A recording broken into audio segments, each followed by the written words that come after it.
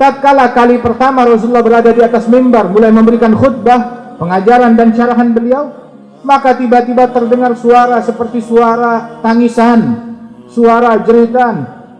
Dari mana suara tersebut?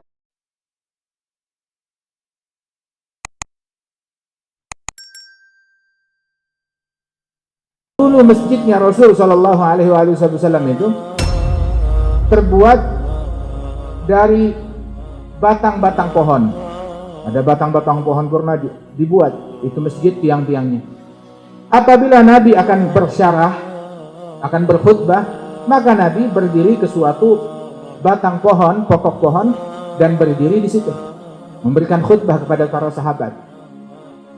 Tatkala sahabat menyaksikan hal tersebut, ada satu orang yang pandai membuat alat-alat dari kayu. Dia buatkan mimbar untuk Rasulullah Sallallahu Alaihi Wasallam, dan letaknya mimbar tak jauh dari pokok pohon yang biasa Rasulullah berkhutbah, agak sedikit ke sebelah sana.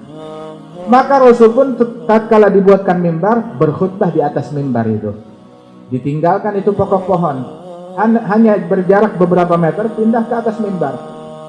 Tatkala kali pertama Rasulullah berada di atas mimbar mulai memberikan khutbah, pengajaran dan syarahan beliau, maka tiba-tiba terdengar suara seperti suara tangisan, suara jeritan. Dari mana suara tersebut? Ternyata sumbernya dari pokok pohon.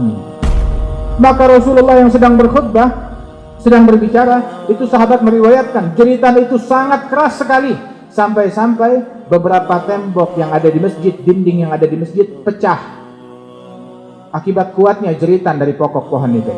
Maka Rasul pun segera turun dari mimbarnya menghampiri pohon tersebut, dan Rasulullah menenangkan, menyentuhnya hingga suara tangisannya perlahan-perlahan dan hilang. Kemudian Rasul Shallallahu Alaihi Wasallam menyatakan, sesungguhnya seandainya aku tidak lakukan hal ini, dia akan terus menangis sampai hari kiamat, kata Rasulullah. Dan kemudian dalam riwayat yang lain Rasul berkata kepada pokok pohon tersebut, apabila engkau mau, pohon yang sudah dipotong dijadikan tiang itu sudah dipotong, sudah mati, sudah kering. Rasul berkata, apabila engkau mau, aku tancapkan engkau di tempat di mana engkau tadinya diambil dari sana, aku kembalikan engkau ke kebun tersebut, dan engkau akan tumbuh dan berbuah secara sempurna. Atau bila engkau mau, aku akan tanam engkau di tempat yang lebih baik, di surganya Allah Ta'ala, dan berbuah-buahmu dimakan oleh para wali-walinya Allah di dalam surga.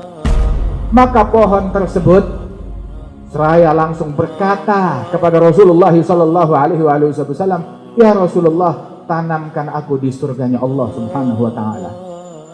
Maka disebutkan bahwasanya pokok pohon itu pun ditanam di dalam masjidnya Rasulullah, ditanam di dalam masjid, dan mimbarnya Rasulullah diletakkan di atas pokok pohon yang ditanam di situ, di makam daripada pokok pohon tersebut.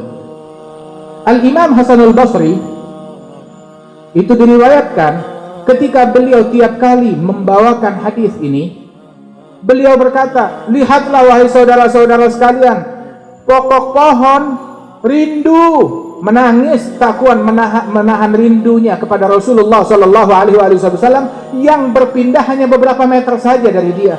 Maka bagaimana halnya kita tidak menangis karena rindu dan cinta kepada Rasulullah Sallallahu Alaihi Wasallam? Demikian yang dikatakan oleh Imam Hasan al-Basri radhiyallahu anhu wa arda.